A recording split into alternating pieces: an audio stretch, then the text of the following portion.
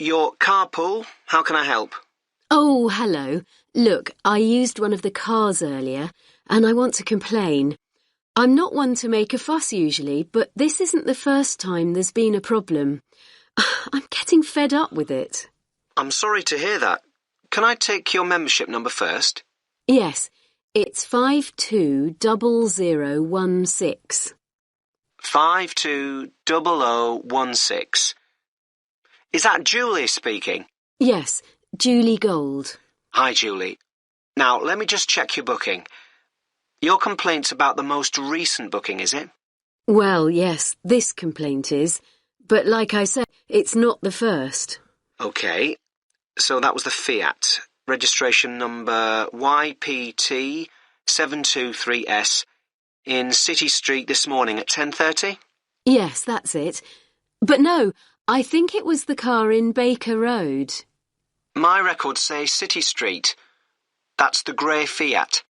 Oh, yes, Baker Road was yesterday. And that booking was fine? Well, yes, that one was. Good. So what exactly was the problem today, then? OK, I went to pick the car up and it wasn't in the parking bay. I was in quite a hurry and I have to say it was very stressful. Of course, I thought somebody else still had the car out. Anyway, I was about to phone when I saw the car on the other side of the street about 100 metres down. Can't you make it clear to users that they have to park the cars back in the bays? Well, yes, we do. If I had to guess, I'd say that the previous user left it there because the bay was occupied. We'll phone to check and find out, but that's the most likely explanation. But people aren't supposed to be occupying the parking bays, are they? Well, no, but they do. They usually think it's okay to park for a few minutes. Well, in that case, shouldn't members wait until somebody comes back to get their vehicle? I mean, in that situation, I always hoot and keep on hooting to alert the car owner to the fact I'm there and that I expect them to move. It usually takes only a few minutes. I wish people would show a little more patience. As I say, I'll phone and... There are other things I want to discuss. When I did eventually get to the car, I was shocked at how filthy it was, both inside and out. The wheels and the bottom of the vehicle were covered in mud. Inside, the carpets were muddy too, and the back seat covered in dog hair. It's pretty obvious that the last user had driven out to the country to take his dogs out walking.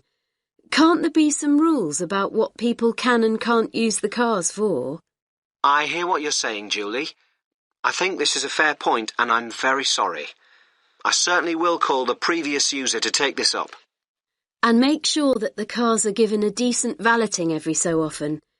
Right, one more thing. Once I'd dusted off the seat and found the keys, I expected them to be left under a seat or in the door compartment, I finally started up the engine. I was dismayed to see how low the fuel gauge was. This has been the case before, and it's really annoying. I thought the membership regulations state quite clearly that it's the driver's responsibility to fill up when the gauge goes below the quarter full mark. Am I right? Yes, that is what we say. So how come I had to sort that out before I could get on with my journey? Look, I think all things considered will compensate you for your experience today. How does that sound, Julie? Are you going to scrap the payment for today's booking? Well, I could do that, but now the booking's on the system, it's complicated. I'd rather offer you complimentary hours. Today's booking was for 4 hours, so we'll say you have 4 hours of uncharged usage taken off your next bill. But what if my next booking is for less than 4 hours? Don't worry. The booking will not be charged and the remaining amount will automatically go forward to the booking after that. All you have to do is key free hours into the comments option when you make the booking online. OK. I guess I should say thank you, but I'm still very cross. That is the end of section 1. Now turn to section 2. OK, can you gather round again? Is everyone here? No, we're missing 2. Ah, here they come now. Right, the next activity is the last one before lunch. So, archery. And I can tell you this activity is the favourite of a lot of our visitors. It's great fun and very relaxing. It can also be competitive. I think we should get the idea, have some practice, and then introduce a bit of competition, if you're up for it. Good idea? I'm going to start with the basics. Archery is the practice, or art, some might say, of using a bow to propel an arrow. Archery was initially used for hunting and combat, an important aspect of warfare in the distant past. Today, archery is largely a recreational activity and sport. The very first bows and arrows, and we're going back thousands of years, were very simple.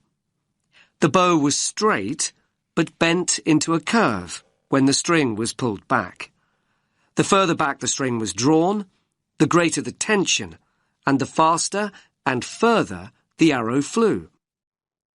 Later, bows were designed to be curved. This meant there was an existing inbuilt tension, and the archer, that's you in a few minutes, exerted less energy drawing back the string. When curved bows were not in use, they were unstrung. That means the string was taken off, so that the bow was not left in a state of tension. I think it's interesting that almost every culture had bows and arrows at some point during their development. Of course, we've all seen Native Americans with bows and arrows in the movies, but the very oldest bows originate from Scandinavia and Northern Europe. The use of bows and arrows died out with the invention of firearms, though I must point out that the earliest gunners were far less efficient than an expert archer. Archery as a recreational activity started to become popular not long after that. Anyway, that's enough history. Do go online, though, if you want to know more. Right, the practical side. First of all, safety. Now, you might have played with bows and arrows when you were kids, but these bows and arrows aren't toys. They're not dangerous if used properly and safely, but they certainly can be dangerous if used carelessly. So everyone, please stand here on this side of the line until I say otherwise. Nobody walks towards the targets until I say it's safe to do so. When I say so, everyone puts down their bow, and then we can all go into the target area. Each of you will fire one at a time. I don't want to see anyone load their bow when it's not their turn. When you've fired, you put your bow down and wait until it's your turn again. Is that clear? Let's take a look at the equipment. The bows are fairly heavy. You might be surprised.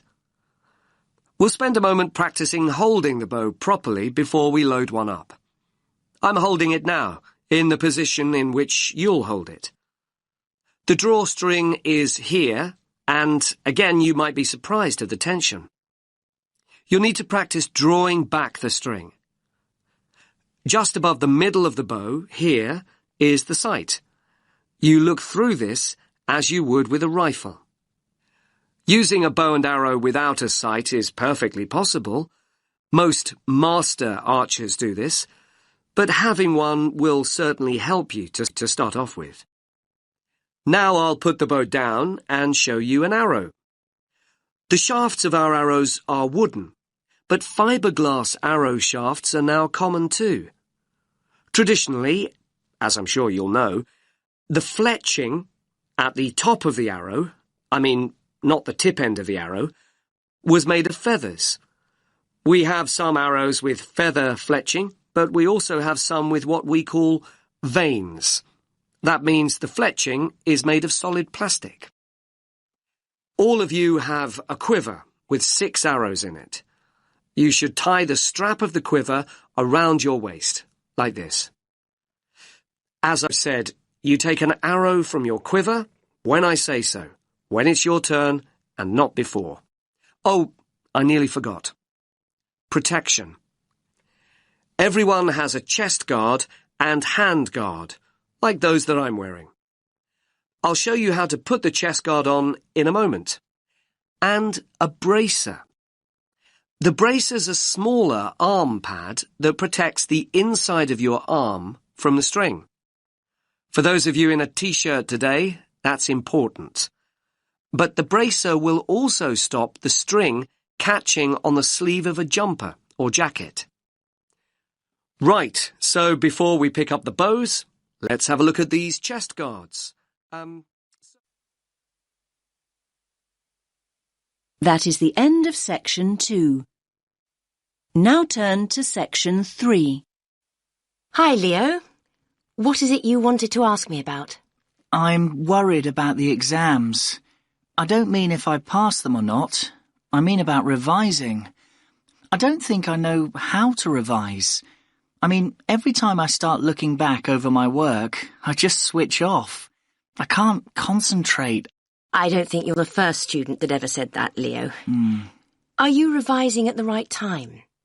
I mean, are you leaving it until too late at night, when you've got no energy left? It's hard to achieve anything when you're exhausted. No, not really. It doesn't seem to make any difference what time it is.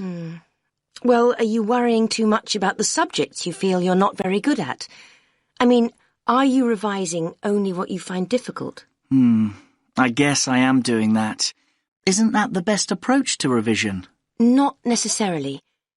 I'd say it's better to revise something you enjoy and something you feel confident about first. That'll get you into the swing of things, and then you can go on to more challenging things. Anyway, you have to think about the whole purpose of revision. Is the objective to do as well as you possibly can in your strong subjects, or to bring your weaker subjects up to an acceptable level? I'm not sure I see the point of revising what I think I'll pass anyway. But revising a stronger subject might mean getting an A grade rather than a B. That might be more rewarding and beneficial in the long run. You might look back and feel a greater sense of pride in getting a couple of A grades than you would about scraping through 3 or 4 other subjects. Yes, I see what you're saying. I hadn't thought about it like that before. I'm not saying that that's what you should do. I'm trying to help you see the possibilities. Yes, I see that. Do you think I should accept that there are 1 or 2 subjects I'll fail and just forget about them? Oh, I wouldn't want to give you that advice. I think you should go into each of the exams at least hoping for a pass grade. My advice would be to set a time limit on how long you'll spend on each subject. You may want to spend a little longer on the subjects you find most difficult, but not an excessive amount of time. Yes, thanks. That's helpful advice. Do you have any more tips about how to go about the actual studying? I mean, how can I keep focused? Well, what sort of learner do you think you are? What do you mean? Well, if you're a visual learner, you like seeing things. From what I know of you, I think you probably are a very visual learner. So what does that mean in terms of revising? You probably learn best with images or diagrams. You could try organising information into tables or flowcharts. I do sometimes make mind maps. Good idea. I think mind maps can really help you organise your thoughts. And another thing, have you thought about revising with other students? I didn't think that would be a good idea. I mean, if I can't concentrate by myself, I certainly wouldn't be able to concentrate when there's another person there to distract me. That probably isn't true. Another person might help you focus. Lots of students get together with a friend, sometimes in groups, to revise. They usually work out some sort of structured procedure. OK, I'll think about it. I guess with a friend you could test each other. I mean, revise for a while and then take it in turns to ask each other questions. Now you're thinking in the right direction. You could also write short summaries or essay introductions, say, and then read and comment on each other's work. Both positive and critical comments coming from a peer can be very helpful.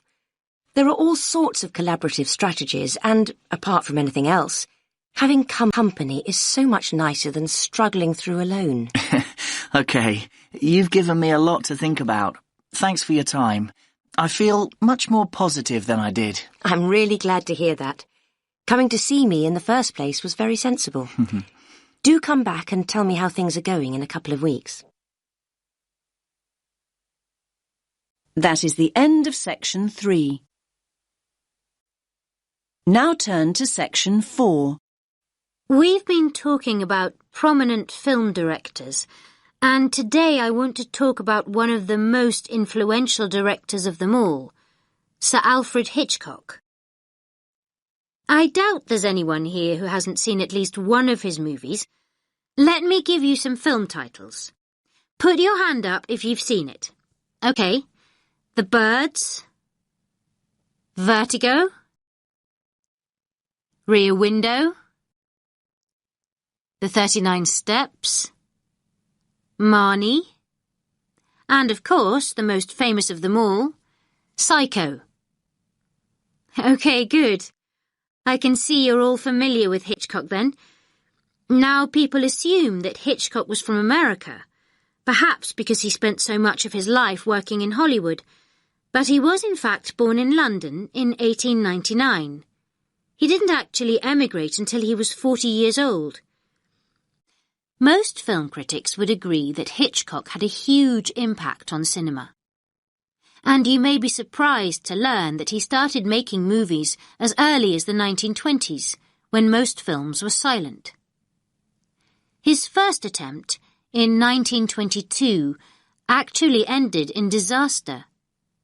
The film was ironically called Number 13, and production stopped at a late stage due to financial problems. But before he left Britain in 1939, he'd already made classics like Blackmail, the first film with sound made in Britain, The Man Who Knew Too Much, and The 39 Steps, and he was considered Britain's top director. So why was Hitchcock so influential? To start with, he pioneered techniques, especially in the genre of the psychological thriller. He was known as the master of suspense. During a career that spanned more than half a century, Hitchcock created a distinctive, perhaps unique style. One of his innovations was to use a camera the way a person watching would. This gave filmgoers the sense that they were voyeurs rather than just viewers. He exploited camera angles and used innovative editing techniques to build suspense and maximize anxiety.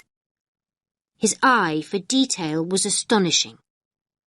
Did you know that the famous scene in Psycho, in which Marion is murdered in the shower, took a whole week to film? Yes, a scene little more than a minute long. There were around 60 camera positions, and the set had to constantly be deconstructed and reconstructed. Today, that kind of almost obsessive perfection simply wouldn't be cost-effective. A week filming one scene would blow the budget.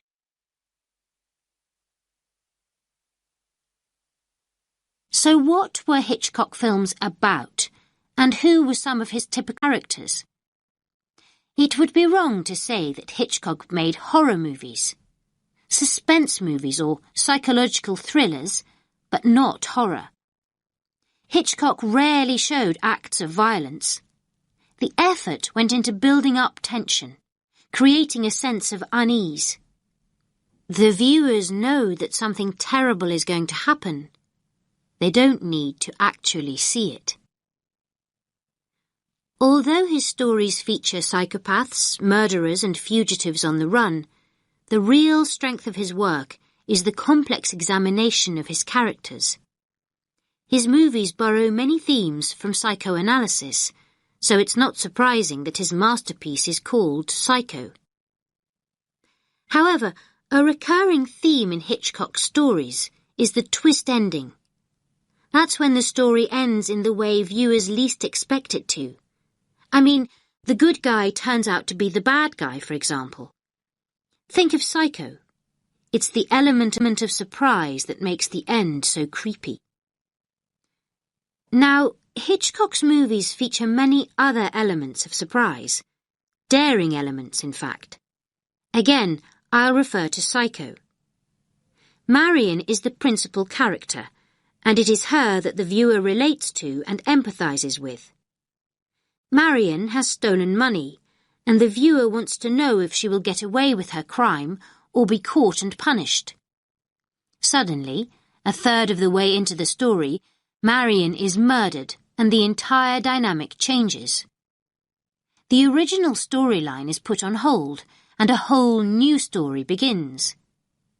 No longer able to identify with Marion, the viewer begins to empathize with the new principal character, and that, of course, is the murderer, Norman. In this way, Hitchcock manipulates the audience into seeing the story from a whole new perspective. Did you know that Hitchcock played a small part in each of his movies? He always had a cameo role, and this was a very clever move, as it helped him become known.